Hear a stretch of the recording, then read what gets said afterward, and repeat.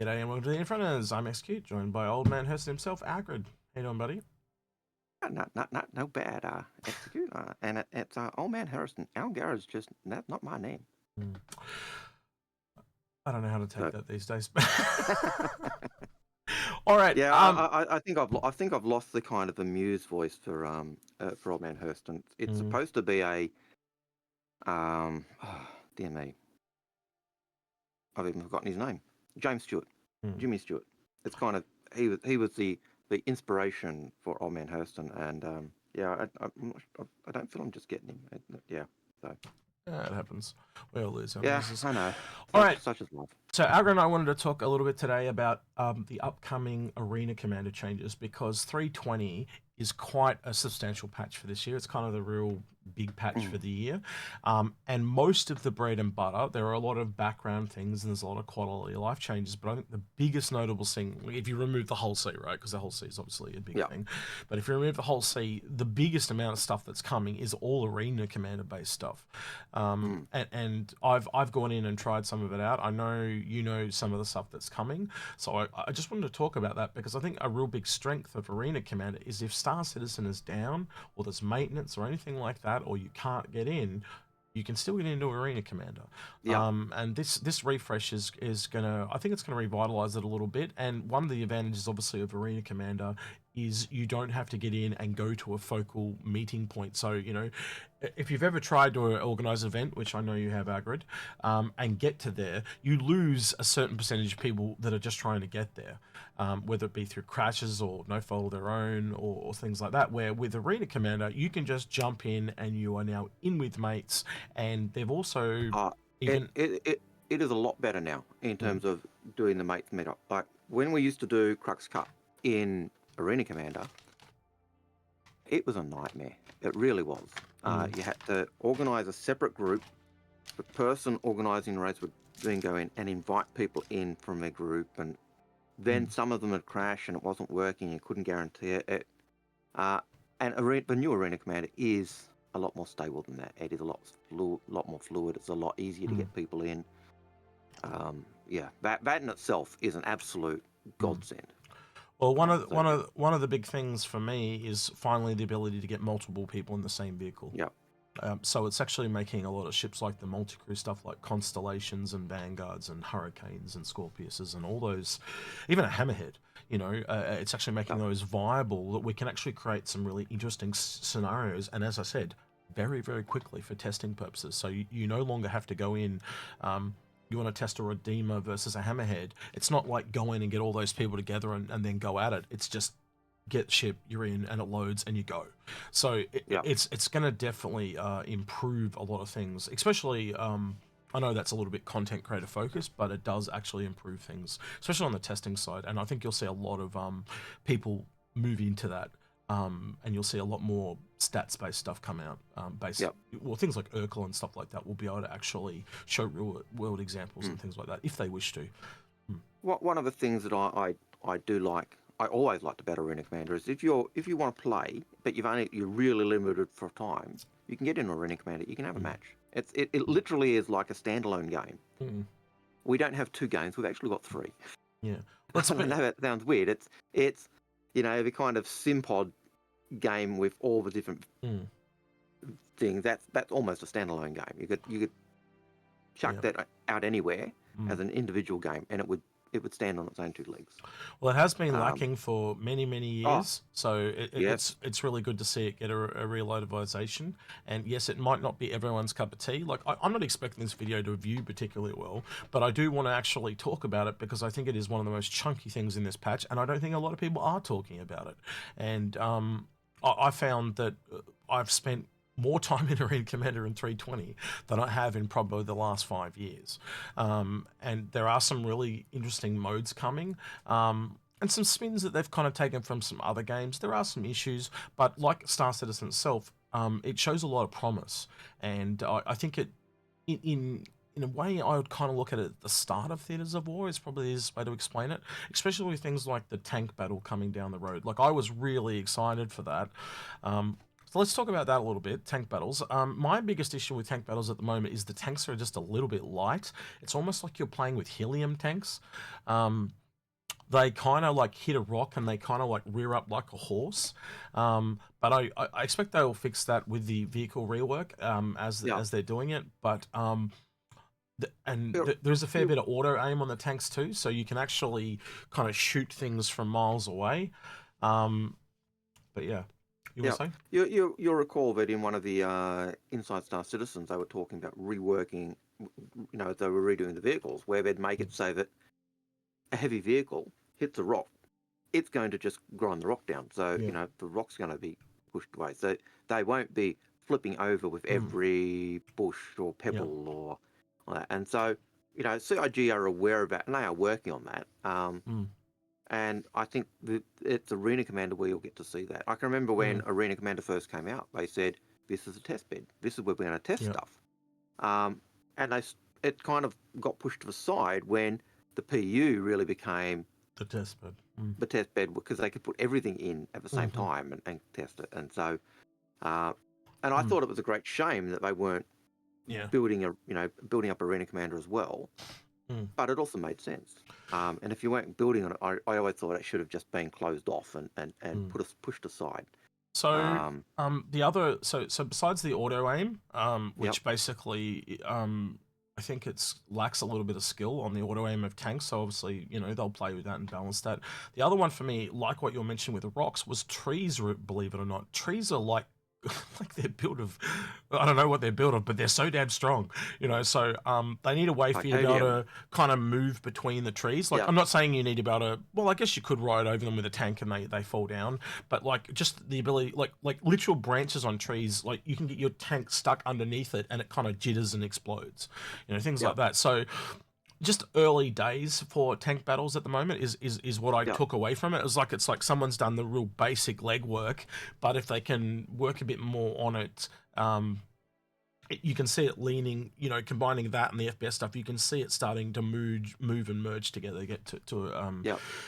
to um, to See Theaters why of they, War. But the I, last thing I want to say is the team battle. Every time I played the team tank battles, it's got a bug where everyone gets killed, basically. yep. So I haven't had a real chance to test that one out. One of the things with tanks, if I remember War Thunder correctly, Mm. you could actually drive through the trees and the forest Yep. and knock them down. And so you couldn't do it to all the terrain, but certainly quite a bit of it you could Mm. actually drive through and crunch and smash. Yep. And I would hope that would be something that CIG will follow down the track as well. But Mm. as you said, it's early days, and Well, it it's just is. nice to have a platform which they're looking at. So Well, the only tank that's there at the moment is the Nova, and we know they're going to add the Storm when that drops later yep, on.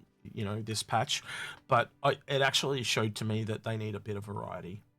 So yep, basically, just having the two is probably not enough, but it shows to me, as I said at the start of the episode, the potential of it. I think that it shows that we're probably going to get more.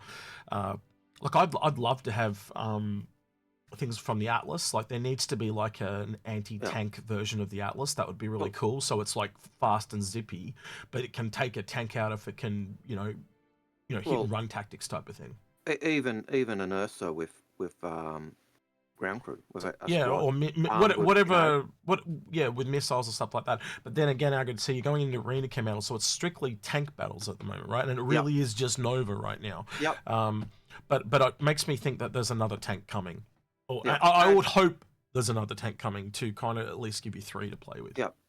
And I think that's something that we'll do. Mm. And to pick up what you were saying about theatres of war, I can remember I think it was Todd Pappy saying Mm. you take um, what we've got at Orison, Siege of Mm. Orison or uh, um, Xenothreat, and they are effectively theatres of war. You take Mm.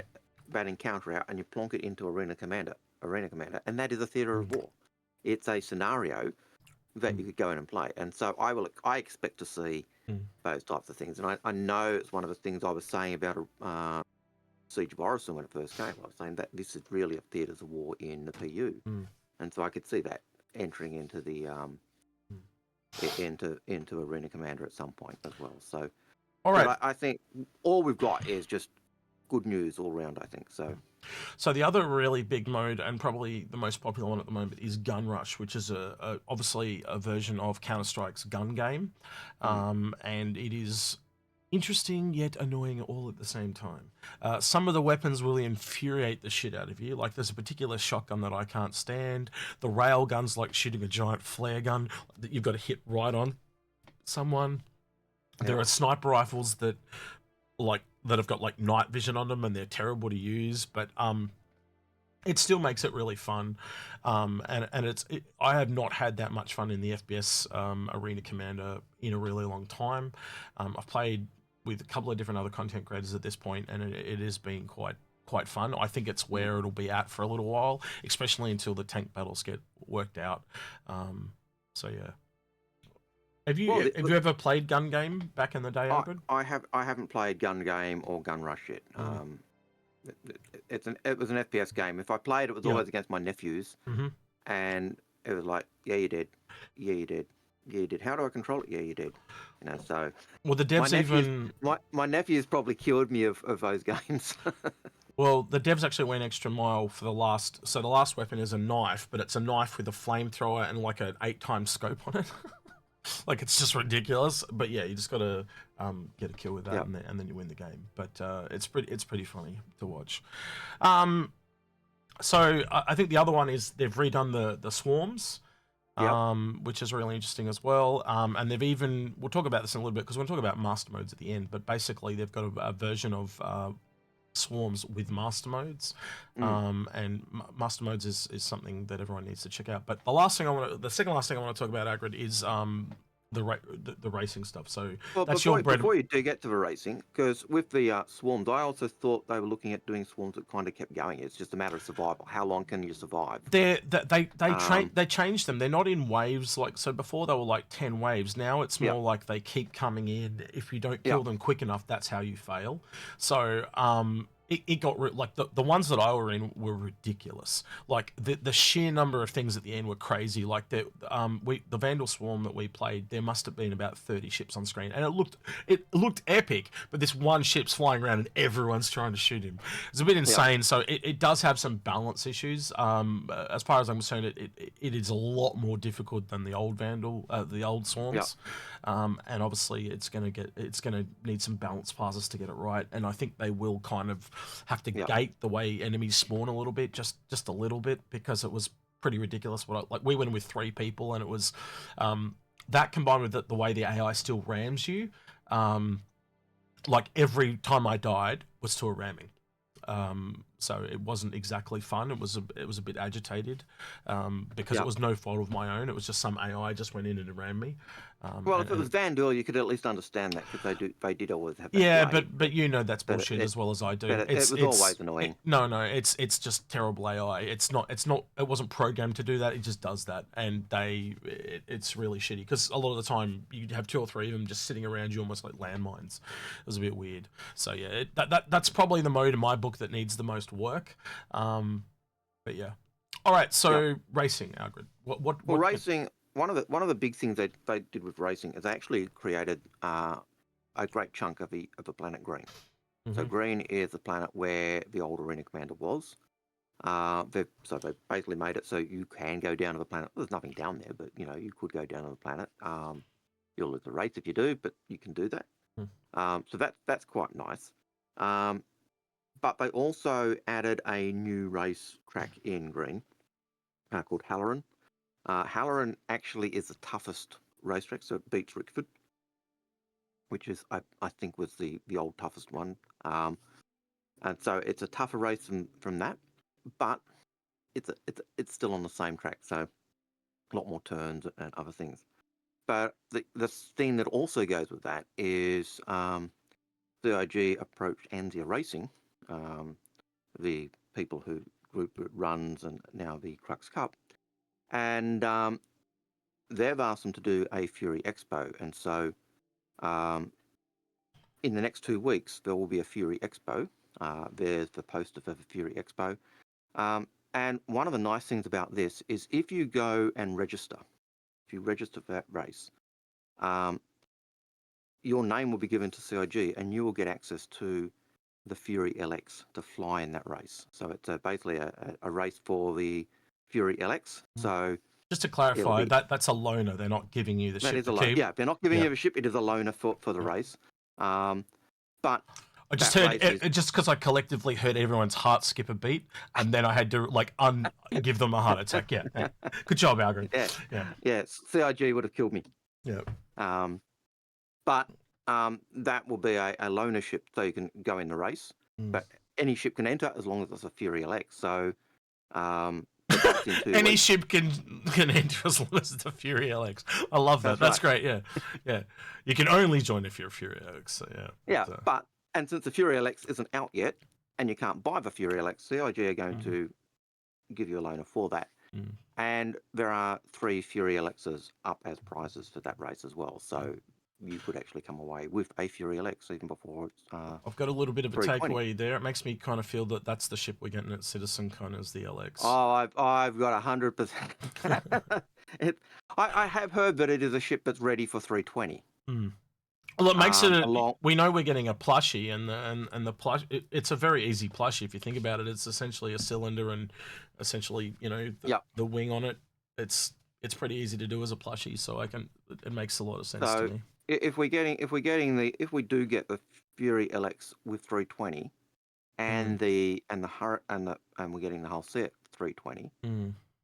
My question has started to be: does that mean that we're really looking at 320 at CitizenCon, or will they bring it out a little bit earlier? I think with the expo on and stuff like that, we're essentially down to 30 days now to CitizenCon. Yeah. So I think that we'll get 320 before that, but then the very first X patch will be CitizenCon, and then I'd imagine the X patch after that will be AIE. It's pretty standard at this point. You and I have been around this a few times, and I don't think there's any they haven't talked anything about 4.0 was meant to be coming at the end of this year. I think we can kiss that goodbye. One of the devs was saying 32021. So if 321's on the card, that means there's no 4.0. Definitely not by the end of the year. I did hear that certainly for CitizenCon to change the topics slightly.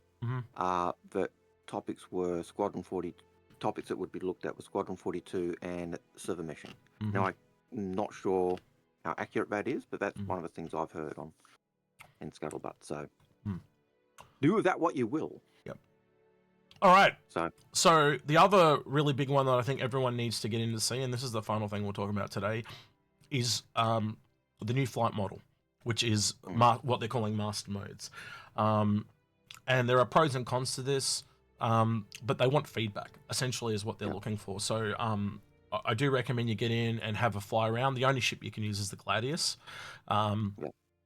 And that's obviously because they're doing it for testing.